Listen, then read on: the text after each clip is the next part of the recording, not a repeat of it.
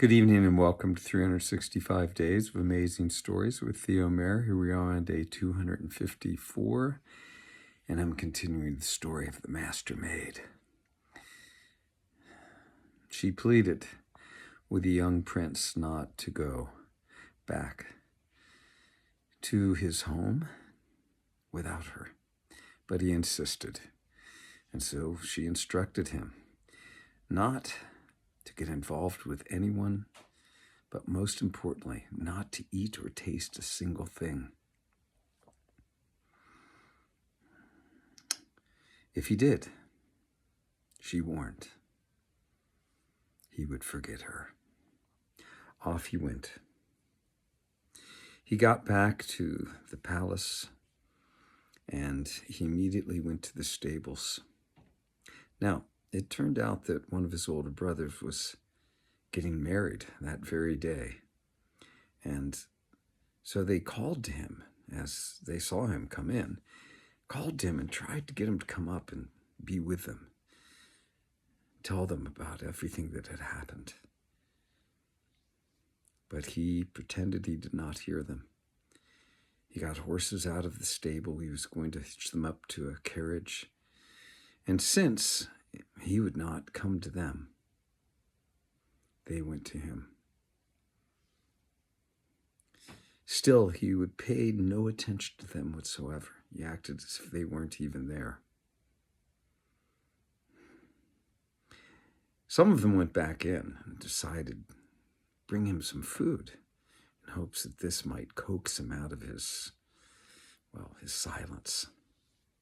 But he would not look at it, would not take any of it, and continued to work to get the horses hitched to the carriage.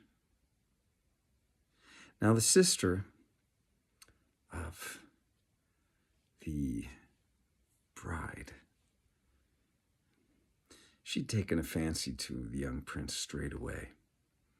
And since he would not eat anything else, she threw an apple to him and said, if you won't eat anything else, at least have a bite of this. Being the dexterous young man that he was, he reached out a hand and grabbed it and took a bite of it. And as the taste of that apple entered into his mouth, he couldn't remember what he was doing. He stood up, he looked around, and he said, I don't know what's going on, but why am I even dealing with these horses? What am I doing? And everyone that was around him gave a great cheer.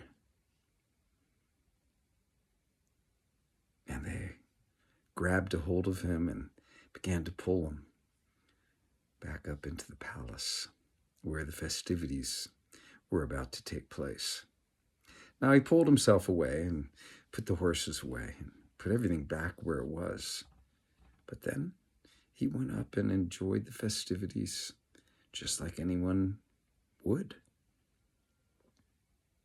Now the Master Maid waited for quite a long time, and realizing what must have happened, she made her way toward the palace herself.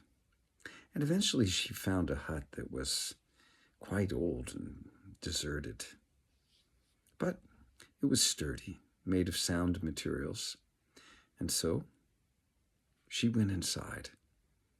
It was a mess, but she tidied it up. And after tidying it up, she took out that bag of gold dust that she had, and sprinkling it about, everything became gilded with gold. Now you can imagine that this was quite a sight, and unlike anything else. People that began to pass by this hut were just astonished. Who would have a gold gilded hut? We'll stop the story there and find out who does have that gold gilded hut.